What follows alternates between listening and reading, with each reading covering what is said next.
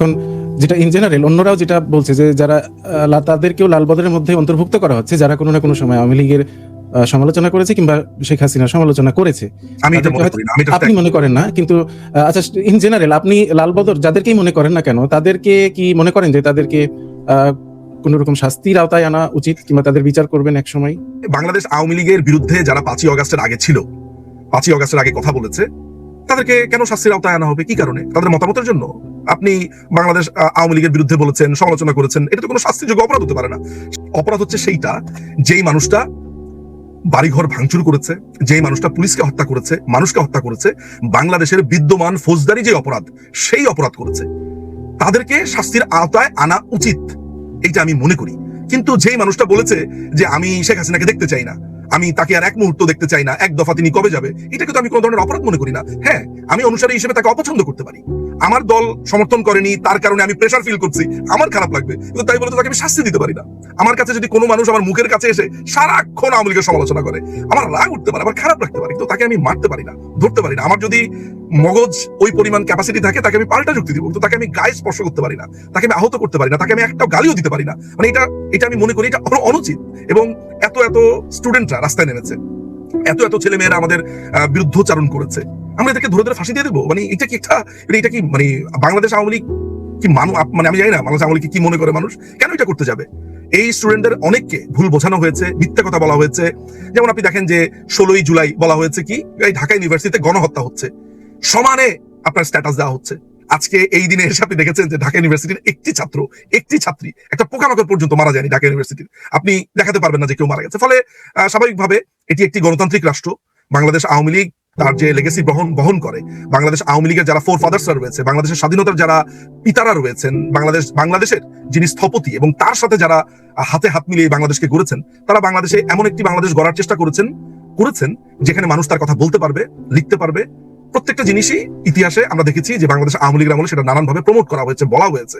সুতরাং আমি মনে করি না যে আমাদের বিরুদ্ধচারণ করার কারণে কাউকে ফাঁসি দেওয়া হবে, কাউকে মারা হবে। হ্যাঁ, আমার অনলাইনে আমার অনেককে অপছন্দ হয়, কথাবার্তা অপছন্দ হয়, খুব রাগ হয়, মনে হয় যে কি যে করবো, এরকম রাগ হতে পারে, human mind end of the day. কিন্তু আমি কখনোই মনে করি না যে আমি নিঝুম মজুমদারের রাগ হওয়া আর বাংলাদেশ আওয়ামী লীগের একটা প্রতিষ্ঠান হিসেবে রাগ হওয়া দুটো আলাদা জিনিস।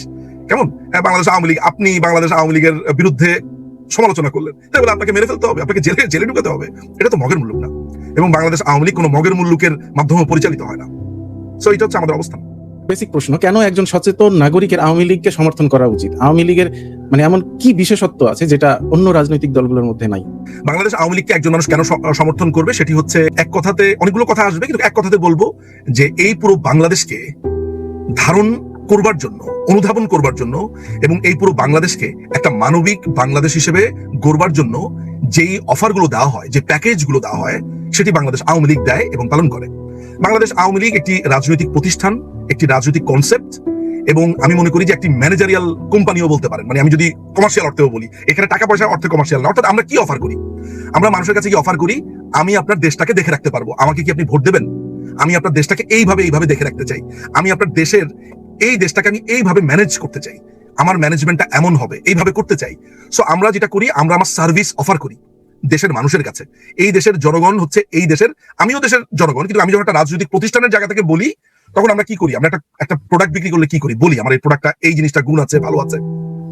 ফলে বাংলাদেশ আওয়ামী লীগ কি চায়? বাংলাদেশ আওয়ামী লীগের 4টা মূলনীতি যদি আপনি চিন্তা করেন, সেটি আমাদের সংবিধানেরও 4টি মূলনীতি। আমাদের হচ্ছে গণতন্ত্র। আমরা মনে করি যে জনগণ তার মতামত দেবে, জনগণ তার মূল্যায়ন দেবে, জনগণ সিদ্ধান্ত নেবে সঠিক আইনি প্রক্রিয়ার মধ্য দিয়ে, এবং সেটা বাংলাদেশ আওয়ামী লীগ এনশিওর করবে। মাথায় রাখবেন, আমি শব্দটা আবারও বলেছি, যথাযথ আইনি কাঠামো প্রক্রিয়ার মধ্য দিয়ে মানুষ তার মতামত প্রকাশ করবে। 12 কোটি লোক এসে যদি বলে এইটা এইভাবে হয় না, একটা আইনি কাঠামো আছে, ওই কাঠামোর মধ্য দিয়ে জনগণ যে জায়গাতে অংশ নেবে, বাংলাদেশ আওয়ামী লীগ একটা ম্যানেজারিয়াল প্রতিষ্ঠান বা একটা রাজনৈতিক প্রতিষ্ঠান হিসেবে সেটা প্রমোট করবে, নিশ্চিত করবে মানুষ ওই ভয়েসগুলো আমরা ঠিকভাবে শুনছি, তাদের ভয়েসগুলো ঠিকভাবে শোনা হচ্ছে। 1 নাম্বার, এইটা বাংলাদেশ আওয়ামী লীগ নিশ্চিত করে। 2 নাম্বার হচ্ছে বাংলাদেশ আওয়ামী লীগ শোষিতের দল, নিপীড়িতের দল, শ্রমিকের দল। বাংলাদেশ আওয়ামী লীগ এই সারা বাংলাদেশের যে কোনো লেভেল, সে ধনী গরিব নির্বিশেষে সবার সমতাতে বিশ্বাসী, বেসিক রাইটসে বিশ্বাসী, মানবিক মূল্যবোধ, ন্যায়বোধ, এগুলোতে বিশ্বাসী। ফলে সে মনে করে যে সোশ্যালিস্ট মুভমেন্ট, সমাজতন্ত্র সোশ্যালিজম হচ্ছে আমাদের আরেকটি অংশ, যেটার মাধ্যমে আমরা সবাই সমান মোটা দাগে এই কনসেপ্টটাকে আমরা বিলি করতে পারি এবং আমরা এটা মনেও করি। 3 নম্বর হচ্ছে আমরা মনে করি যে ধর্মনিরপেক্ষতার নীতি। আমরা মনে করি যে একটি রাষ্ট্র কোনোভাবেই কোনো ধর্মকে, কোনো ব্যক্তিকে, মানে কোনো ব্যক্তি ধর্ম, মানে কোনো ব্যক্তিও যদি ধর্মের কোনো অংশ হয়ে যায় আলাদা করে তাকে ট্রিট করবে না। প্রত্যেকটা ধর্মকেই আলাদাভাবে সমানভাবে মর্যাদা দেয় এবং নিশ্চিত করে প্রত্যেকটা ধর্ম এবং চিন্তার যারা মানুষ তারা কথা বলতে পারেন আইনি প্রক্রিয়াকে অনুসরণ করে, দেশের বিদ্যমান আইন যা আছে, সংবিধান যা আছে তাকে রেসপেক্ট করে। 4th যেটা আছে সেটা হচ্ছে জাতীয়তা। এই জাতীয়তাটা বাঙালি জাতীয়তাবাদ এবং 2 রকমের জাতীয়তাবাদ এখানে আছে, দুটোরই সংমিশ্রণ বলা যেতে পারে। একটি হচ্ছে নৃতাত্ত্বিকভাবে আমার যে জাতীয়তা সেটা হচ্ছে বাঙালি, আর একটি ভৌগোলিক অবস্থান থেকে, রাষ্ট্রীয় কাঠামোর মধ্য থেকে আমার যে সিটিজেনশিপ রয়েছে বাংলাদেশি। এই দুটোর যেই গর্বিত উপাদান, সেই গর্বকে ধারণ করা, এটা কোনো অহংকার না, এটা গর্ব। এই গর্বটা হচ্ছে যেমন যখন আমরা নৌকা বাইচি দেখি তখন আমরা হেইয়ো হেইয়ো বলি কেন? এটা তাকে উদ্যম দেয়। আমরা ওই মাঝখানে দাঁড়িয়ে একজন মানুষ গান গায় কেন? এটা তাকে উদ্যম দেয়, ওই গানটা তাকে স্পিরিট দেয়। সো জাতীয়তা হচ্ছে এমন একটা জিনিস, এটা মানুষের মধ্যে খুবই প্রথিত। সে তার গোত্র, ধর্ম, সম্প্রদায়, এই জিনিসগুলোর আলোকে তার অনেক চিন্তা ভাবনা বিকশিত হয়, আমরা সেগুলোকে প্রমোট করতে চাই। সো সেই জায়গা থেকে জাতীয়তা আমাদের একটা উপাদান। ফলে এই 4টা উপাদানের মিশ্রণ আমরা আমাদের জাতীয় জীবনে নানানভাবে প্রথিত করেছি, বিকশিত করেছি বা করতে চাই। সেই কারণে আমি আর এই 4টা উপাদান বাংলাদেশের আর কোনো রাজনৈতিক দল অফার করে না। কোনো না কোনো রাজনৈতিক দল আপনাকে কোনো একটা পার্টিকুলার ধর্মীয় কাঠামোর মধ্যে নিয়ে যেতে চায়, কোনো একটা দল হাফ ধর্মীয় কাঠামো হাফ অন্য কাঠামোতে নিয়ে যেতে চায়, অনেক দল আপনাকে সাম্প্রদায়িক অবস্থানের মধ্যে নিয়ে যেতে চায়, অসম্ভব রকমের রিজিড, অসম্ভব রকমের ন্যারো ভাবনার অধিকারী আপনাকে বানাতে চায়, আপনাকে গ্লোবাল সিটিজেন বানাতে চায় না, বিকশিত করতে চায় না। বাংলাদেশ আওয়ামী লীগ ওই দলগুলো থেকে আলাদা, সে আপনাকে অনেক বেশি বিকশিত করতে চায়, আপনাকে বিকাশমান দেখতে চায়, সে কারণে আপনি আওয়ামী লীগ করবেন। কেমন হয়েছে বলে মনে হয় 2026 ইলেকশন হলো, কেমন হলো? আপনার কি মতামত? আমার মতামত তো আপনি নিশ্চয়ই জানেন, জনগণ আওয়ামী লীগের আমলের যে নির্বাচনগুলো আছে সেগুলোকে হাস্যকর পর্যায়ের বাজে ইলেকশন হিসেবে চিহ্নিত করে, যেখানে কোনো অপোজিশন। 2026 এর কথা বলেছি। আচ্ছা, 26-এর আগেও তো আরেকটা নির্বাচন হয়েছে, একপাক্ষিক নির্বাচন আছে। 18তেও আসবো, 14তেও আসবো, 8তেও আসবো, সব ইলেকশনে আসবো। আমি শুধু বলছি যে 26-এর ইলেকশনটা কেমন হয়েছে। 26-এর ইলেকশনটা আমার মতামত হচ্ছে যে আগের থেকে ফার বেটার, বাট ওই যে কোন জায়গাতে, মানে সেই কোন কোন জায়গাগুলোতে আপনি ফার বেটার বলছেন? একপাক্ষিক নির্বাচন হয়নি, এখানে একপাক্ষিক ইলেকশন হয়নি। কিছু তো প্রতিপক্ষ ছিল আর কি, একেবারে সিলেকশন তো আর হয়ে যায়নি। হ্যাঁ, আগের বার তো সিলেকশনই হয়ে গেছে। আমি আপনার স্ট্যান্ডার্ডটা, আপনার ভাবনার স্ট্যান্ডার্ডটা বুঝতে পারলে তখন আমি আমার আর্গুমেন্টটা দিতে পারবো আর কি। ঠিক আছে, বলেন। না, আমার ভাবনার স্ট্যান্ডার্ড আপনার বোঝার দরকার নাই। আপনি আপনি কি রকম? আমি সরাসরি বলেছি যে জনগণ মনে করে এটা নিয়ে মানে বাড়িয়ে বলার কিছু নাই। জনগণ মনে করে যে আপনি জনগণ যে মনে করে, আপনি যে জনগণ মনে করে বলছেন, এই জনগণের প্রতিনিধি হিসেবে আপনি বলছেন না? আমি প্রতিনিধি হিসেবে বলছি না, এটা আমি মানুষের আমি তো জনগণ, আমি মনে করি না। মানুষের অনুভূতিগুলো প্রকাশ হয় যে জায়গাগুলোতে, সোশ্যাল মিডিয়া, পেপার, পত্রিকা, সেগুলো দেখে বলছি। আমি বলছি না আমি জনগণের কাছে যে জিজ্ঞেস করে আসছি। জনগণ সেখানে ইলেকশনের বিরুদ্ধে প্রচুর লিখেছে, এই মাগরিবের ইলেকশন নিয়ে।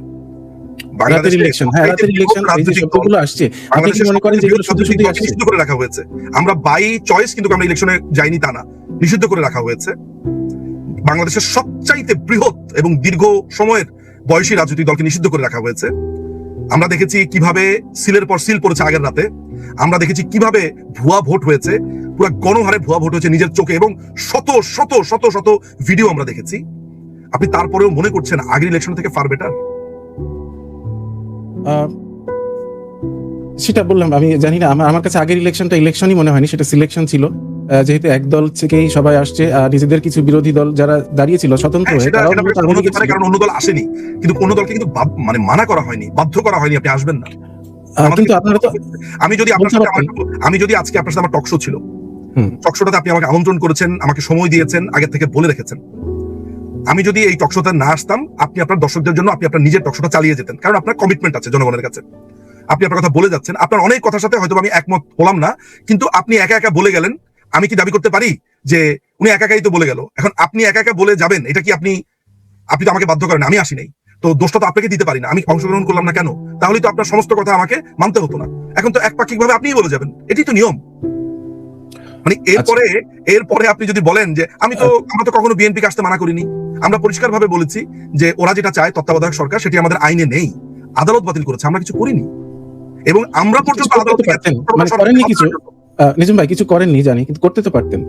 বিএনপি কে আনা যদি চেষ্টা করেছি। 2014 সালে আমরা মাননীয় প্রধানমন্ত্রী শেখ হাসিনা তিনি খালেদা জিয়াকে ফোন দিয়েছেন, তিনি বলেছেন যে আপনি হরতালটা থামান, যে হরতালটা আপনি দিয়েছেন আমরা একসাথে বসি, আপনার দরকার হলে আমরা সর্বদলীয় একটা ঐক্য পরিষদ করব, আপনার পার্টি থেকে সেখানে উপদেষ্টা থাকবে, আমার পার্টি থেকে থাকবে, রেশিও অনুযায়ী বাংলাদেশের অন্যান্য যারা পলিটিক্যাল পার্টি আছে তাদের একসাথে বসে আমরা একটা জাতীয় সরকারের মতো বানাই, ওই সরকারটা নির্বাচন পরিচালনা করবে।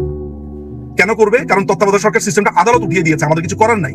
খালেদা জিয়া ফোনের মধ্যে দেখেছেন মাননীয় প্রধানমন্ত্রীর সাথে কিরকম দুর্ব্যবহার করেছেন, তিনি বলেছেন যে না আমি কোনো হরতাল বন্ধ করবো না, আলোচনাও করবো না, আপনি আমার একটাই কথা তত্ত্বাবধায়ক সরকার লাগবে। তো এরপরে মাননীয় প্রধানমন্ত্রী কি করতে পারে? যাকে যেই মানুষটার পুত্র তাকে গ্রেনেড হামলা করে মেরে ফেলতে চেয়েছে, যেই বিএনপি তত্ত্বাবধায়ক সরকারকে নস্যাৎ করে দিয়েছে। আপনি তত্ত্বাবধায়ক সরকার কিভাবে নস্যাৎ হয়েছে আপনি জানেন? আমি আপনাকে একটা উদাহরণ দিই। আপনি মনে করেন যে আমি আপনাকে উদাহরণ দিই, সেটা হচ্ছে এমন যে আমি আপনার বাড়ি পুড়িয়ে দিলাম, বাড়ি পুড়িয়ে দিয়ে আমি এখন বলছি, কারণ ওই বাড়িতে আমিও থাকতাম, এখন আমি বলছি যে আপনি আমার থাকার জায়গা দেন না, ঘ্যান ঘ্যান শুরু করলাম। জিনিসটা কেমন শোনা যায়? বিএনপি আপনার কথা মাধ্যমে আমার ওই কথাটা রোমন্থন হচ্ছে যে আমার কাছে ওরকম শোনা যাচ্ছে যে একটা তত্ত্বাবধায়ক সরকার সিস্টেম ছিল আমাদের, যেহেতু পলিটিক্যাল পার্টিগুলো ঐক্যমত্যে আসতে পারছে না, ফলে এটা অগণতান্ত্রিক হলেও এটা কমপ্লিটলি আমাদের বেসিক স্ট্রাকচার অফ দ্য কনস্টিটিউশনের বাইরে গেলেও আমাদের বাঁচার স্বার্থে একটা নিয়ম করা হয়েছিল 1996 সালের 1 নম্বর আইন। সেটি কি? সেটি হচ্ছে যে কোনো পলিটিক্যাল পার্টি 5 বছর মেয়াদে ক্ষমতায় থাকবার পর তারা ক্ষমতা হস্তান্তর করবে সর্বশেষ অ্যাপিলেট ডিভিশনের প্রধান বিচারপতি যিনি অবসর নিয়েছেন তার কাছে, তিনিই হবেন তত্ত্বাবধায়ক সরকারের প্রধান উপদেষ্টা। এটা ছিল নিয়ম। তিনি যেই হোক না কেন তার কাছেই ক্ষমতা হস্তান্তর করা হবে। ভালো কথা, বাংলাদেশ আওয়ামী লীগ 2001 সালে তারা ক্ষমতা হস্তান্তর করে এই বাংলাদেশে একমাত্র প্রথমবারের মতো একটি দল যারা ক্ষমতা হস্তান্তর করেছে শান্তিপূর্ণভাবে। এবং জানেন যে 2001 ইলেকশনের পরে বিএনপি কি করেছে? বিএনপি যখন মেয়াদ শেষ হবে তখন তারা বিএনপি ক্ষমতা গেল 2001 সালে, অক্টোবরের 2 তারিখ ইলেকশন হয়েছে 2001-এর। তারা 2004-এর মাঝামাঝি জুন বা জুলাইতে তারা সংবিধানে একটা সংশোধনী আনলো, এটা মনে হয় 13তম সংবিধান সংশোধনী আনলো। তারা কি আনলো? সংবিধান সংশোধনী। তারা করলো কি, বিচারপতিদের বয়স 2 বছর বাড়িয়ে দিল। কেন 2 বছর বাড়িয়ে দিল? এই কারণে বাড়িয়ে দিল কারণ বিচারপতি কে এম হাসান তিনি সর্বশেষ অবসর নিয়েছেন। এখন তাকে কিভাবে রেখে দেওয়া যায়? কারণ তিনিই হবেন তিনি যদি থেকে যেতে পারেন লাস্ট অবসর নেওয়া বিচারপতি, তাহলে তিনিই হবেন তত্ত্বাবধায়ক সরকারের উপদেষ্টা।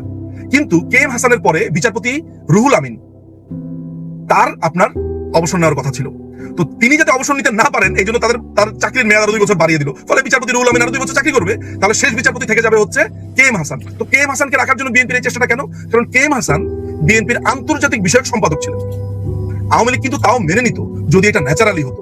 কিন্তু আপনি যখন একটা ন্যাচারাল জিনিসকে বাধা দিয়ে আপনার স্বার্থে করলেন, সেই কারণে আওয়ামী লীগ তখন আন্দোলন করেছে যে আপনি তো এটা পার্সিয়ালিটি করলেন আমাদের মধ্যে। কারণ শোনেন একটা কথা বলি, ইতিমধ্যে তত্ত্বাবধায়ক সরকারটা ছিল আমার গলাতে একটা ছুরি ধরার মতো, আমি এদিক সেদিক করলে আমার গলা কেটে যাবে। আপনি এইরকম একটা কাচের ঘরে থেকে আপনি এত বড় অন্যায় করলেন, পরবর্তী সময় আপনি সবচেয়ে বেশি কাঁদলেন তত্ত্বাবধায়ক সরকার নাই, আমরা ইলেকশনে যাব না, এটা ফেসিস্ট সরকার। তাহলে ফেসিস্টটা কে? এখন আপনি আমাকে একটা কথা বলেন তো রায়হান ভাই, যে যারা তত্ত্বাবধায়ক সরকারকে এইভাবে নষ্ট করলো আপনি কয়দিন তাদেরকে দোষ দিয়েছেন? বলেন আমাকে যে আমি দোষ দিয়েছি ওদেরকে। আমি তত্ত্বাবধায়ক সরকারের কোনো ফ্যান না যে এটা নিয়ে কোনো। তাহলে ব্যাপারটা কি দাঁড়ালো যে আমরা তত্ত্বাবধায়ক সরকার নষ্ট করেছে কি বিএনপি? পরবর্তী সময় এমন মজার ব্যাপার হচ্ছে যে তত্ত্বাবধায়ক সরকারকে বাতিল করবার জন্য রিট পিটিশন দাখিল করা হয় 1999 সালে। সেই রিট পিটিশন 2009 বা 10 সালে কার্যতালিকাতে উঠে আদালত তখন সিদ্ধান্ত দেয় এবং একজন মাত্র বিচারপতি রায় দেয় না, 7 জন বিচারপতির মধ্যে 4 জন বিচারপতি রায় দেয় যে এটি against the principal of basic structure of the constitution. একজন না, 4 জন বিচারপতি এবং 3 জন বিচারপতি এই তত্ত্বাবধায়ক সরকার রাখার পক্ষে থাকে। এরপরে তত্ত্বাবধায়ক সরকার বাতিল হয়ে যায়। এটা কি বাংলাদেশ আওয়ামী লীগ ওই বিচারপতিদেরকে শিখিয়ে দিয়েছে? মানে এটা অনেকে মনে করতে পারে, কিন্তু মনে করতে কোনো লাভ নেই। আপনি বিচারপতি রায় দিয়েছে, এখন আপনি যদি মনে করেন যে আমার পক্ষে গেছে বলে আমি বলেছি, আসলে তত না। এখন আপনি আমাকে বলেন তো, এরকম একটা প্রক্রিয়া হওয়ার পরে নির্বাচন হবে নির্বাচন কমিশনের মাধ্যমে, তারপরেও মাননীয় প্রধানমন্ত্রী 2014 সালের ইলেকশনের আগে খালেদা জিয়ার সাথে দীর্ঘ ফোনালাপ করেছে, সেখানে তিনি আলোচনাতে রিফিউজ করেছেন। এখন আপনি আমাকে বলেন যে আমি আমার সমস্ত চেষ্টা করবার পর যখন কেউ ইলেকশনে আসে না, আমার কি করণীয় থাকে? আর্জেন্টিনা আর ব্রাজিলের খেলার মধ্যে ব্রাজিল যদি বলে যে আমি আর্জেন্টিনার সাথে খেলবো না, আর্জেন্টিনা যদি জিতে যায়, আপনি কি আর্জেন্টিনাকে নিয়ে হাসাহাসি করবেন? হ্যাঁ, ফ্রি পেয়ে দিচ্ছে, তো ব্রাজিল আসলো না কেন? আচ্ছা, যাই হোক, আপনি বলছেন অপশন নাই। অপশন আসলে খুঁজলে অপশন হবে। যেমন আপনি জিজ্ঞেস করেন আপনি না আসতেন, আপনি যদি আজকে অনুষ্ঠানে না আসতেন আমি এটা পোস্টপোন করতাম, আমি হয়তো ঘোষণা দিতাম, আমরা পরে এটা পিছিয়ে দিলাম। আপনি যতক্ষণ না রাজি হবেন আমি জিনিসটা হলোই না। কিন্তু ব্যাপারটা যদি এমন হয় যে দেশের সাংবিধানিক কাঠামোতে এই টকশোটা হতেই হবে, এটা মানে আমি ওইভাবে বলছি আর কি। টকশোটা একটা উদাহরণ হিসেবে, মেটাফোর হিসেবে এসছে, কিন্তু নির্বাচনটা তো এমন না যে ঠিক আছে এই বছর আর ইলেকশন করলাম না, ব্যাপারটা তো এমন না। ইলেকশন তো আপনাকে করতে হবে, আজও কালো 5 দিনের জন্য আপনাকে ইলেকশন করতে হবে, অর্থাৎ সাংবিধানিক চেঞ্জটা আসতে হবে, তা নাহলে 5 বছরের বেশি তার একটা সরকার থাকতে পারে না। ওই সাংবিধানিক কাঠামোর জন্য ইলেকশন করতে হয়েছে। তো ইলেকশন করেছে, এখন যদি প্রতিপক্ষ না আসে আমরা কি করব বলেন, আমরা কি করব? ঠিক আছে, বুঝলাম। আপনি ধরে নিচ্ছেন প্রতিপক্ষ আসেনি বলেই আপনারা নির্বাচন করেছেন একা একা। আমি কি করব আসলে এটা জানি না। এটা যেহেতু চলে আমরা গেছে, অফার আমি করেছি, আবারও বলছি যে আমরা অবশ্যই সর্বোচ্চ চেষ্টা করেছি রাহান ভাই। আপনি যদি ধরে নেন যে আমাকে করতেই হবে, বিএনপি সহ একটা অংশগ্রহণমূলক নির্বাচন করতেই হবে, এটাই আমার বাধ্যবাধকতা, তাহলে আপনি অপশন খুঁজে বের করবেন। দরকার হলে নতুন আমরা নথি অপশন খুঁজে বের করেছি তো, নথি আমরা স্বীকার করবেন সরাসরি। অপশন খুঁজে বের করেছি, আমরা অপশন খুঁজে বের করেছি। শুনেন, আমরা তাদেরকে বলেছি যে চলেন আমরা আলোচনা করি। এটাও বলেছি যে আপনার 6 জন উপদেষ্টা থাকলো, আমার 6 জন থাকলো, রেশিও অনুযায়ী বাকি দলের 2 জন 3 জন এইভাবে করে থাকলো, মানে যার যেই ভোট আছে লাস্ট ভোট, সেই ভোট অনুযায়ী রেশিওর কথা বলা হয়েছে এবং বলা হয়েছে আপনি কোনটা চান বলেন। স্বরাষ্ট্র মন্ত্রণালয় আপনাদের চান, ঠিক আছে করেন, যদি এটা আপনাদেরকে আরো বেশি সাহস দেয়, মাননীয় প্রধানমন্ত্রীর ফোন আলাপটা তো শুনতে পারেন আপনি। তো উনি তো চেষ্টা করেছেন, অপশন দিয়েছেন, তারপরে তো ওনারা শোনেন নাই, আমরা কি করব? কিন্তু আবারও বলছি যে আপনি নথি স্বীকার করে, তত্ত্বাবধায়ক সরকার কিন্তু একসময় বাংলাদেশে ছিল না, প্রয়োজনের খাতিরেই তাকে আনা হয়েছিল, প্রয়োজনের খাতিরে ব্যান করেছে, আবারও প্রয়োজনের খাতিরে এনে আবারও ব্যান করা যেত। তো যাই হোক, ঠিক আছে। আমি বুঝিনি আপনার কথা। সেটা হচ্ছে যে না, আমি এটা আমার কাছে একটু অদ্ভুত মনে হলো। সেটা হচ্ছে যে তত্ত্বাবধায়ক সরকার সিস্টেমটা বাতিল করেছে আদালত। আপনি তাহলে বলছেন একদিকে আপনি আইনের শাসন চাচ্ছেন, আর অন্যদিকে চাচ্ছেন যে আমি কোর্টের কথা শুনবো না, সেটা না না, কোর্টকে উপেক্ষা করে তো আর এটা চালু হয়নি। চালু হয়েছে যখন একবার বাংলাদেশে, হ্যাঁ তখনও তো দেশে কোর্ট ছিল। চালু হয়েছে, চালু যখন হয়েছে তখন সেটা দলীয় ঐক্যমত্যে আমাদের একটা সিচুয়েশন এমন অবস্থা দাঁড়িয়েছে যে আমরা আর কোথাও যেতে পারছিলাম না।